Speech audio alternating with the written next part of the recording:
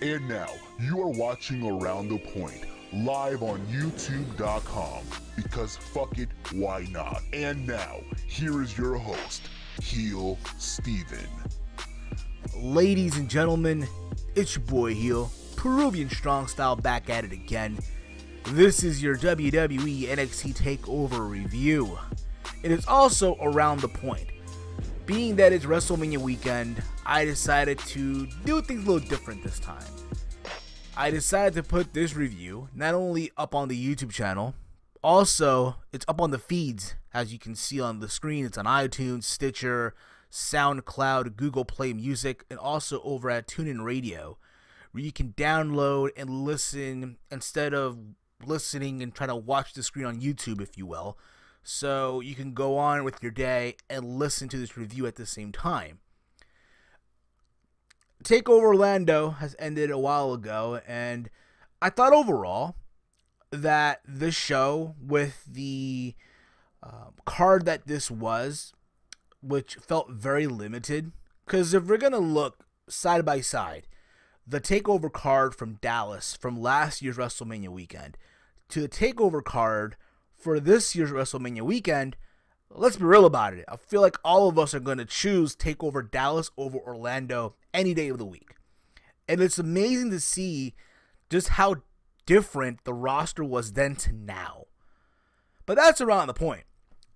The show kicked off with Sanity, which consisted of Eric Young, Alexander Wolf, Killian Dane, and Nikki Cross, who went up against Ty Dillinger, Ruby Riott, Roderick Strong, and originally was supposed to be No Way Jose, but apparently at Access, they aired a clip. I guess they're doing NXT tapings over at Access, and they aired something where No Way Jose, he's walking down to the ring, and he gets ambushed by Sanity. They worked on the leg, and because of all this, he was a no-show, or a no-go, if you will, for the TakeOver card. So his replacement was Cassius Ohno, which got a huge pop. And the match, for what it was, I'm going to be honest, I thought it was good. I feel like everyone here, had time to do their own stuff, what they had to do here in this match. I'm also happy for the fact that Roderick Strong here got a huge pop. Let's be real about it. Roderick Strong on NXT right now is just lost in the shuffle. And we all know how good Roddy is. If you've watched his stuff in Ring of Honor, PWG, what have you, you know how good he is. You know the guy deserves better. And granted, you look at the roster now in NXT, like I said earlier, it's very, very limited. It's lacking star power. Granted, I'm not saying Roddy's a star. I'm not saying that. But I feel like, hey, you can elevate him there, put him up there on, the main event scene here of NXT with the world title picture. And you could have him go at it with the likes of a Nakamura, the likes of a Bobby Roode, the likes, I guess, of a Cassius Ohno, and so on and so forth. But he's being relegated to this. But I'm happy that he got a pop. People were chanting his name. Granted, it's WrestleMania weekend. You have not just the casual fan. You have the hardcore of hardcore fans that come from all over the world that know who he is, what have you. But I thought that was cool. And I guess all of us here thought that, hey, Ty Dillinger's going to get the win here, get the pinfall win, what have you, for his team.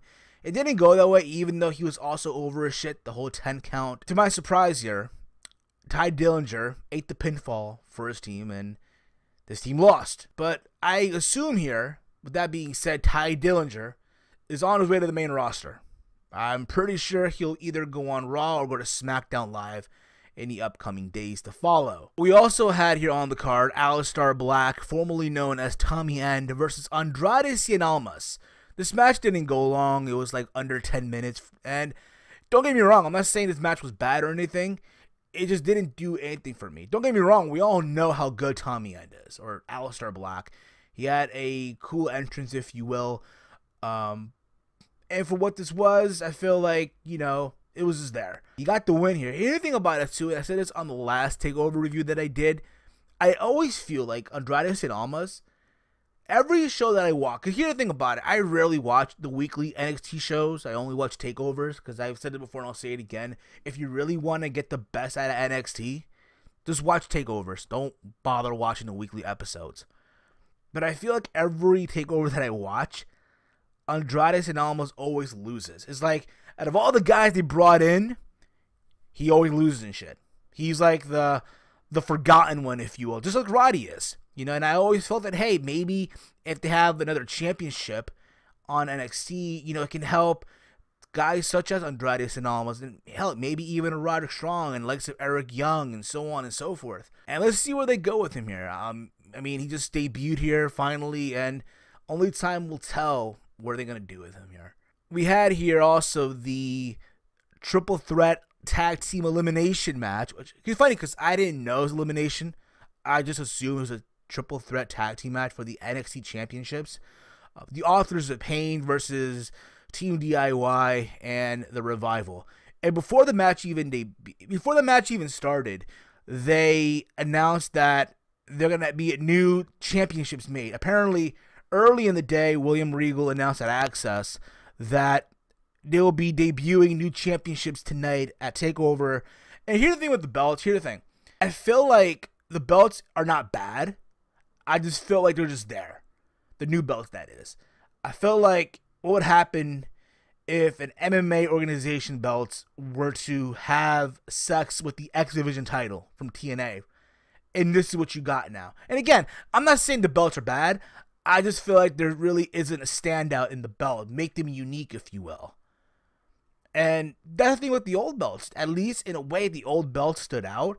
And let's be real about it at the same time. I personally am not, or was never a big fan of the NXT title. And I felt like it was a giant X. That's all. And you make it like everyone else now. I'm pretty sure there'll be side plates where you can take out, put in custom plates and stuff like that. So, it'll take me a while to get accustomed to the new belts. But to be real with you, I just find them there. So they brought out the new NXT Tag Team titles. And this match overall, fucking amazing. Probably, in my opinion, the best match on this entire card. Everyone here just went apeshit, balls to the wall. The crowd was on their fucking feet here. And it's amazing to see Revival and DIY work together here.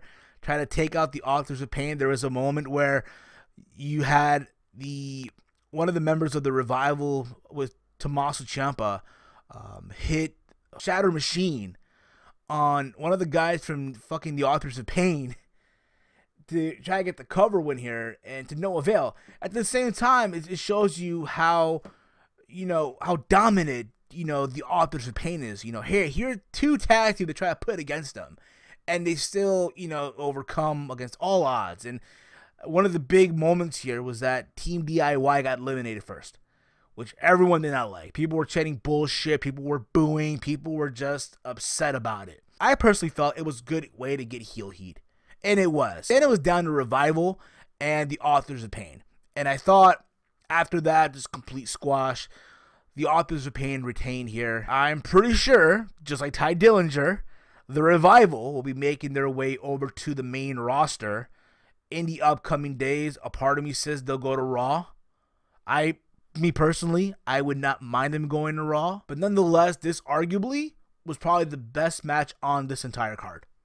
Hands down. If there's anything that you watch from TakeOver Orlando, is this triple threat tag team match between the Authors of Pain, the Revival, and Team DIY. Seriously. Then we have the co-main event here. Asuka versus Ember Moon for the NXT Women's Championship. And to go back to what I was saying with these belts, I just wish they made them more unique, if you will. Have them stand out a little bit. Because I feel like Asuka's, women's title now feels like a regular belt. It picked up near the end. Like, don't get me wrong, these two women went out there, they went in on each other. The crowd seemed into it too.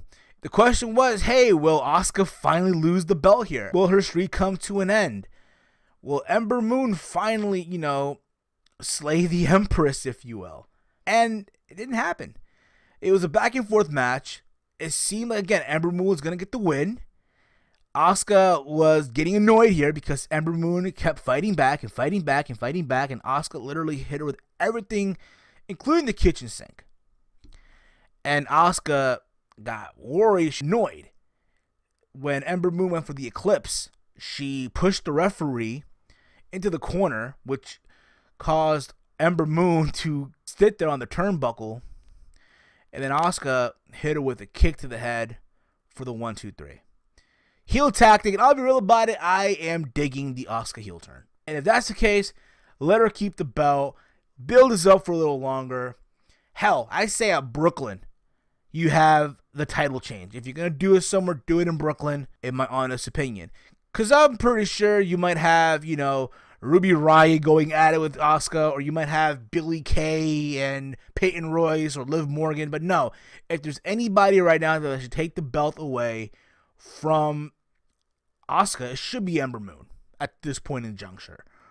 Or what, are you going to wait till you guys crown a new champion from that women's tournament? I mean, who knows? Oh, apparently also it was announced that they're gonna launch a women's tournament sometime in the summer, just like the Cruiserweight Classic, which I think is very cool, and I can't wait to see it.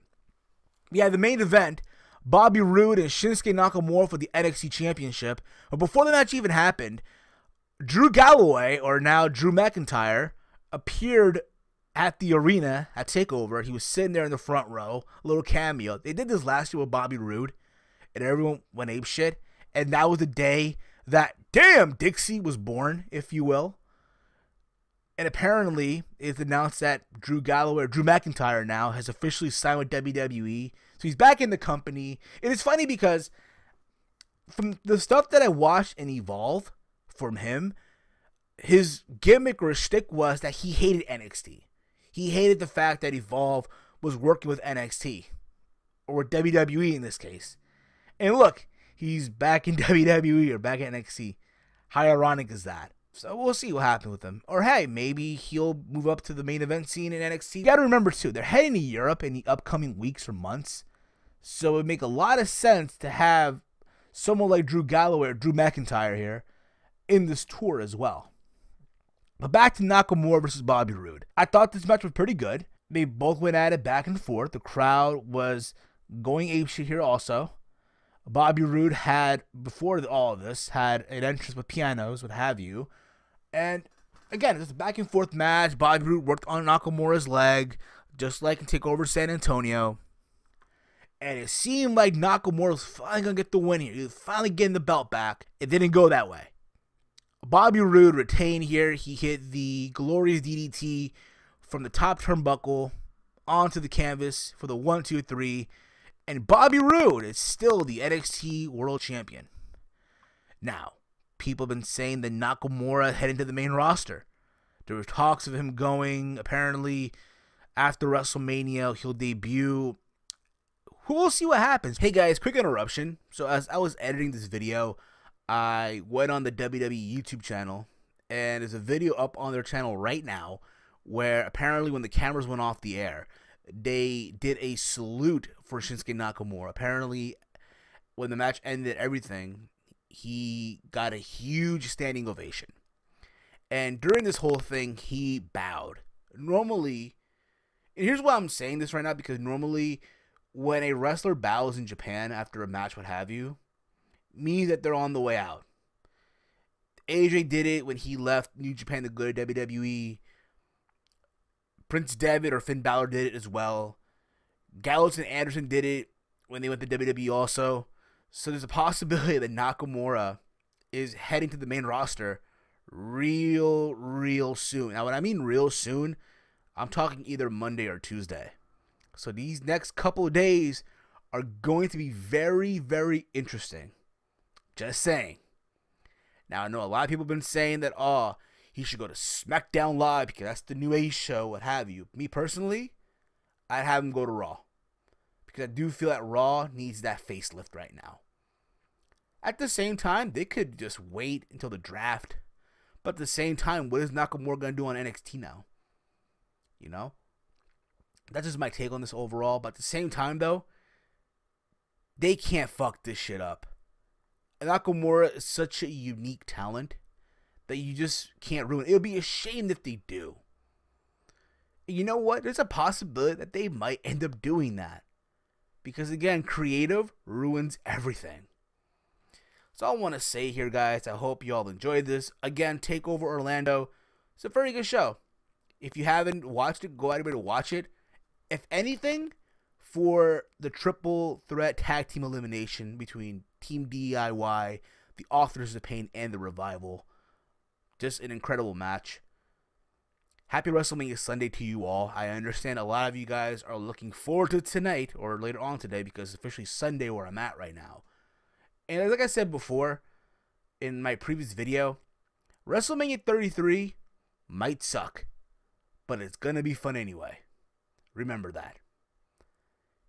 You can follow me on Twitter at HeelSteven. If you're on the YouTube video right now, hit it with a big old thumbs up. Hit that subscribe button. You can also listen to this on iTunes, Stitcher Radio, SoundCloud, Google Play Music, or also over at TuneIn Radio. And that's all I'm going to say here, guys. Happy WrestleMania Sunday to you all.